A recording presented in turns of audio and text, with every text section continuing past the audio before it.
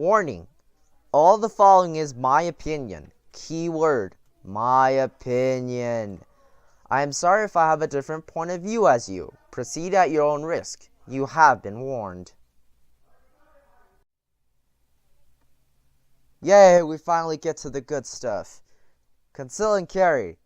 Conceal and carry basically allows you to carry your firearm without showing it to the public. Without a conceal and carry license, you have to show your firearm to the public if you are carrying. Conceal and carry is backed up by the Second Amendment. If you do not know what the Second Amendment is, I do not know what to say about you. It is part of the Bill of Rights, which all of you should know by now, and was ratified on December 15th, 1791. The Second Amendment states that the right to keep and bear arms may not be infringed. In other words, the Second Amendment protects an individual the right to possess a firearm unconnected with service in a militia, aka the military, and to use that arm for traditionally lawful purposes such as self-defense within the home or, in our case, in public. Pros and cons to conceal and carry. Pros include protection, morale, and training. Cons include you never know, and according to Texas Tech, there is no effect on crime rates. Training. In order to get a conceal and carry license, you have to go through a training course, which basically makes sure that you know what you're doing. And protection. It allows civilians who have a conceal and carry license a way to protect themselves if they are in a public area. And Texas is actually one of those states that has declared colleges a public zone. So if you had to, you could conceal and carry on a college campus unless that campus specifically says do not carry. Sorry.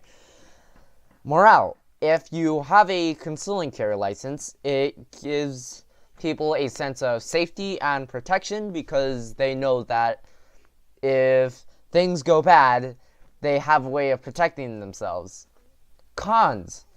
You will never know who is armed and who isn't. Because people who actually are good at concealing and carrying, you will never see them, like see the firearm. And according to Texas Tech, it has no effect on crime rates because of this quote that I found. What we found when we drilled down to the county level was that the changes in the number of concealed handgun permits in a county had no relationship to either an increase or decrease in county crime rates. And this comment right here actually shows why some people want to have conceal and carry on college campuses. Most of you should know, like, this event, like most of these events, so I'm not going to go into detail. So let's move on. My position.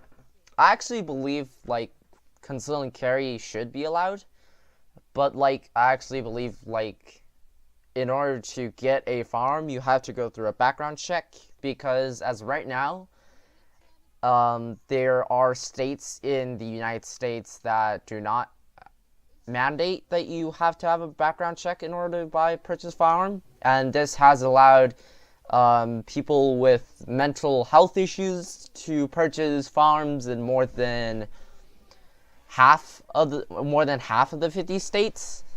So I believe like every 3 years maybe there should be like a mental health check for people who own firearm, and like in order to purchase a firearm, you have to go through a background check. And background checks. Speaking of background checks, many of the states do not have like the files because they don't do background checks.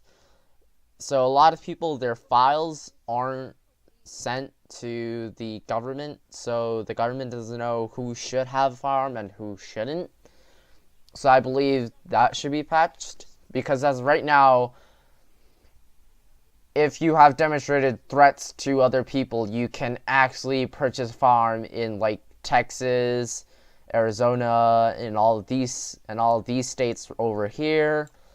And if you have been ordered to outpatient treatment, you can purchase a farm in the states that are tan or orange over here.